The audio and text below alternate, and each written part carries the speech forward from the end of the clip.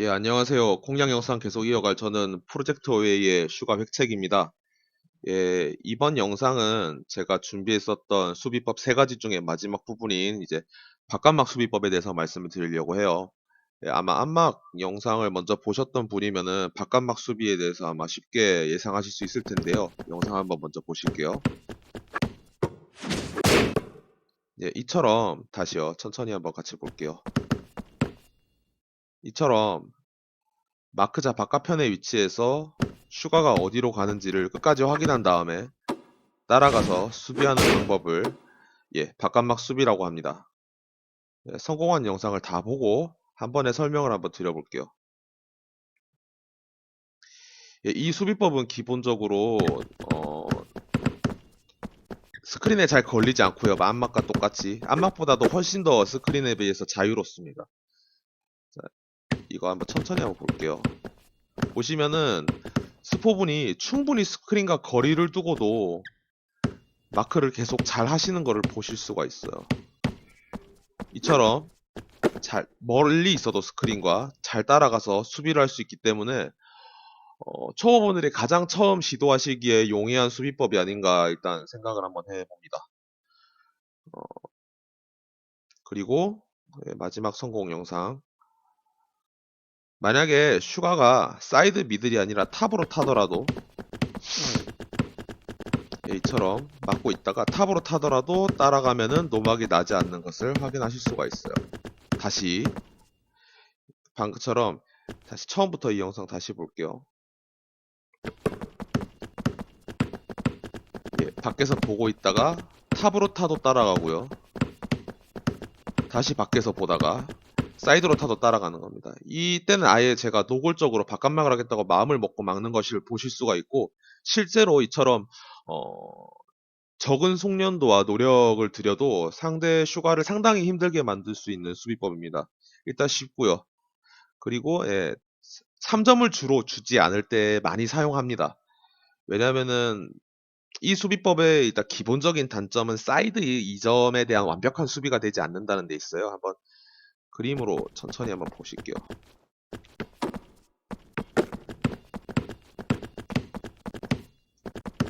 여기 다시 이걸로 설명드릴게요. 마크자는 반드시 스크린 바깥에 위치하고요. 스크린이 있고 공격자가 스크린 안쪽에 위치합니다. 이때 공격자가 탈 수 있는 방향은 사실상 이쪽과 이쪽밖에 없습니다. 뭐 여러 가지 방향이 있지만 그건 나중에 협력 수비 설명할 때 같이 설명을 드릴게요. 이쪽이랑 이쪽이라고 생각을 하시면 되는데 기본적으로 이쪽은 좀 동선이 길어서 슈가들이 잘 타지 않는 동선입니다. 실제로. 거의 슈가들 마음속에 비중은 이쪽이 7, 이쪽이 3이라고 생각을 해주시면 될 것 같아요. 라고 했을 때 이쪽을 7로 두는 이유가 기본적으로 이쪽 사이드 미들은 상당히 막기가 어렵습니다. 이 수비자 입장에서. 그래서 이제 이쪽 미드를 잘 선택을 하는데 때문에 수비자 입장에서도 여기에서 페이크를 넣으면서 미드를 좀 중점적으로 봐주시는 게 좋겠죠. 기본적으로는 상당히 이렇게 간단하고 심플하고 또한 강력한 수비법입니다. 슈가가 이 수비법을 당할 때 드는 생각은 사실은 안막이나 퍼피독을 해주면 슈가 입장에서는 무빙 페이크를 넣을 것도 많고 이렇게 작업을 할 수 있는 게 많아요. 그래서 되게 사실은 마크가 어려워도 좀 기쁩니다. 이렇게 푸는 맛도 있고. 하지만 이 바깥막 같은 경우에는 기본적으로 매우 단순한데도 불구하고 강력하기 때문에 슈가 입장에서는 좀 짜증납니다. 몇 번씩 무빙을 실패하기도 하고요. 특히 아까 말씀드렸다시피 3점을 막을 때 쓴다고 말씀을 드렸잖아요. 그것처럼 상대가 3점이 내가 3점이 꼭 필요하고 왠지 3점을 넣고 싶은 상황인데 슈가가 욕구불만에 쌓여 있을 때 그럴 때 써주시면은 슈가가 3점을 위해서 무리하게 무빙을 하다가 스스로 말리는 결과를 초래할 수 있는 좋은 수비법이라고 생각을 합니다. 단점은 아까 말씀드렸다시피 사이드 2점이 좀 쉽게 난다는 편이다. 실패하는 영상을 한번 보시면 어떤 느낌인지 아마 잘 이해가 가실 거예요. 기본적으로는 안마기랑은 다르게 완벽한 수비법이라고 보기에는 조금 어렵습니다. 약간 사이드 미드를 열어준다는 느낌이 훨씬 강합니다. 보시면은 네, 다시 한번 보실게요. 수비자 입장에서 지금처럼 공격자가 충분한 시간을 가지고 탈 경우에 사이드 미드를 완벽하게 먹을 수 없다는 단점이 있긴 한 수비법입니다. 또 아까 말씀드렸던 그 탑으로 타는 무빙을 아직 한 번도 못 보셨는데요. 한번 보실게요.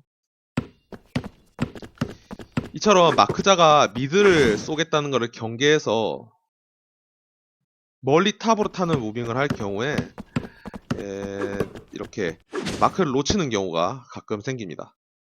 물론 지금 이제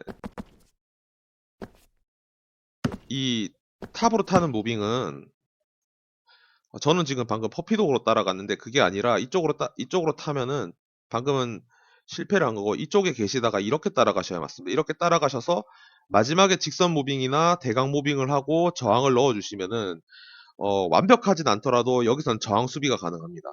여기선 블락 수비가 가능하고 여기선 늦게 저항 수비가 가능하다고 기억을 해주시면 돼요. 이 수비를 잘 쓰시는 요령을 한번 지금부터 알려드릴게요. 기본적으로 안막이랑 같아서 퍼피독 수비랑 연계를 하시는 것은 나쁘지 않습니다. 안막보다 리스크가 2점 리스크는 높지만 3점 리스크는 덜해서 그러한 이제 경기적 상황을 봐가면서 이제 바깥막으로 전환을 해주시면 되고요.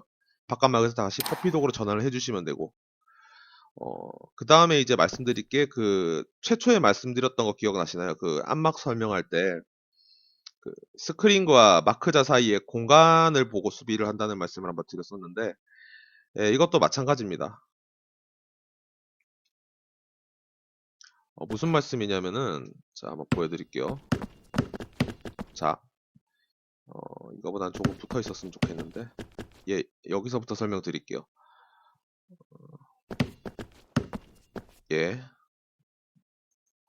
지금 보시면은 스크린이 여기잖아요. 지금 보시면은 여기 이 자유투 라인이죠, 이게. 자유투 라인보다 스크린이 조금 나와 있는 것을 보실 수가 있어요. 이 경우에는 기본적으로 공격자가 탈 수 있는 이쪽 무빙 범위가 좀 넓은 편이지 않습니까? 이때는 이쪽 무빙이나 이쪽 무빙에 슈가가 좀 여유가 있는 편입니다. 그러니까 안쪽 공간이 넓을 경우에는 에, 바깥막을 떼내기가 쉬운 거죠. 반대로 아까 실패했던 사례를 보시면은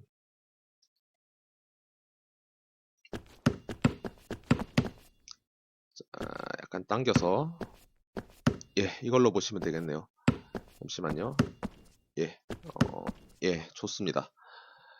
방금처럼 지금 스크린은 지금 이쪽 라인을 기준으로 센터가 이쪽 라인을 밟고 안쪽에 스크린이 서 있죠. 이럴 때는 이쪽 공간이 좀 작은 편입니다.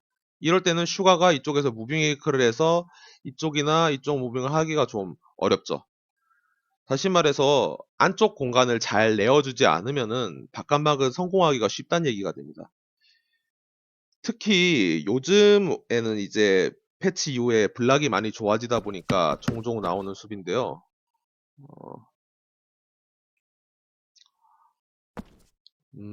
예. 자, 보시면 이거보다는 이번 영상이 더 좋을 것 같습니다.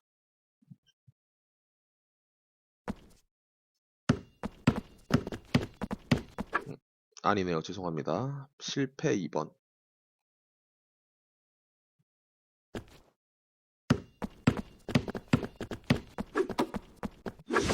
성공 2번이군. 성공 3번, 2번, 성공 2번이겠네요. 슈가다 보니까 자꾸 공격자 입장에서 생각을 하게 돼서. 이 영상입니다. 자, 방금 첫 번째 무빙을 한번 주의해서 보시고요. 그리고 두 번째 무빙을 보시면은 자, 첫 번째 설명드릴 거. 아까 말씀드렸다시피 라인이 스크린 안쪽이죠. 제가 탈 수 있는 공간이 좁습니다. 수비자가 유리한 상황이죠. 수비자가. 자, 무빙을 한번 보실게요. 타다가 자, 마크를 떼내고 타려다가 상대편 아, 앞쪽에 무빙을 떼고 타려다가 상대편 빅맨에 한번 걸리는 걸 보실 수가 있어요. 무슨 말이냐? 아까 말씀드렸다시피 공격자가 타기에 이쪽 공간이 좁으면은 빅맨이 보통 빅맨은 이제 어웨이를 하면은 이쪽에서 포가를 견제해주는 경우가 많은데 방금 같은 바깥막을 할 때는 이쪽에서 슈가가 타는 길을 방해하기도 합니다. 이렇게 협력 수비를 해주면은 슈가의 안 그래도 좁았던 공간이 더 좁아지게 되는 거죠. 그렇게 되면 슈가는 공격을 하기에 매우 힘들어지고 급한 마음에 이제 잘못하게 돼서 이제 수비를 이렇게 당하게 되는 거죠. 다음으로 이제 똑같은 맥락인데요. 사이드 미들 이제 백업이 가능하다는 게 이 수비의 장점입니다. 영상 한번 보실게요. 요즘은 되게 빅맨들이 이속도 길고 블락거리도 멀어서 사이드 미들 정도는 가운데서 따라가도 충분히 블락이 가능합니다. 여러분들이 바깥막을 취하신다면은 설령 이쪽에서 막다가 미들 라인을 내어주더라도 우리 편 빅맨이 백업을 갈 수 있는 충분한 여지가 있어요. 방금 늦게 출발했는데도 따라가서 바르는 모습을 보실 수가 있거든요. 이처럼 사이드 미들 다시 바깥막을 하는 것은 우리 편과의 협력 수비가 매우 중요해집니다. 자신이 바깥막을 하겠다고 우리 편과 서로 의사소통이 된다면은 빅맨은 포가 위주로 봐준다기보다는 골 밑에서 슈가의 무빙을 방해하거나 사이드 미드를 이제 백업해서 블락을 해주는 형식으로 막으면은 슈가를 두 배로 힘들게 할 수 있는 거죠. 이러한 수비법은 포가한테도 똑같이 적용이 됩니다. 바깥막 성공, 실패, 성공, 실패 2를 볼까요? 예. 자, 탑으로 타는 영상이었죠. 실제로 지금은 패스가 잘 가서 공격을 성공히 하는데요. 한번 보실게요. 자, 보통 포가의 키핑 존이라는 게 코트를 기준으로 이쪽 편을 자주 쓰게 되고요. 이쪽에 있는 여기가 이제 좀 키핑을 하기 어려워서 잘 쓰지 않고요. 그리고 이쪽에 있는 탑존 같은 경우도 무빙이 겹쳐서 잘 쓰지 않습니다. 그 나머지 부분을 포가들이 주로 사용을 하게 되는데 슈가가 무빙을 이쪽으로 하게 되면은 사실 포가가 가지고 있는 키핑 존이랑 겹치게 됩니다.